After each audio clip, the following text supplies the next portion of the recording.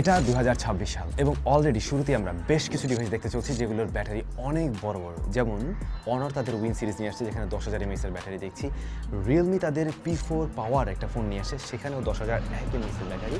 এছাড়াও আরও আপকামিং অনেক ডিভাইসে দেখতে চলছে যেগুলোতে 10,000 mAh থাকবে। এমনকি কেউ কেউ ক্লেম করছে আরও বড় ব্যাটারি নিয়ে আসছে। অলরেডি তো রিয়েলমি 15,000 mAh এর ব্যাটারি যুক্ত স্মার্টফোনও দেখিয়েছে, প্রোটোটাইপ বলতে পারেন। বাট হ্যাঁ, নেক্সট ইয়ারে মেবি বা কেউ হয়তো আপনারা কমার্শিয়ালি পেয়ে যেতে পারেন।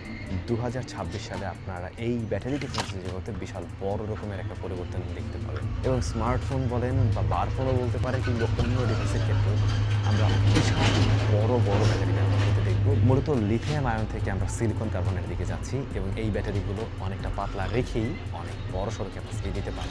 কিছুদিন আগে আমরা চায়নাতে গিয়েছিলাম এবং চায়নায় গিয়ে এমন পাতলা ব্যাটারি দেখে আসছিলাম যেটা কাগজের মতো বাট বেশ বড় ক্যাপাসিটি। এখন আপনাদের কাছে আমার প্রশ্ন হচ্ছে, ধরুন এই ব্যাটারি একটু বড়সড়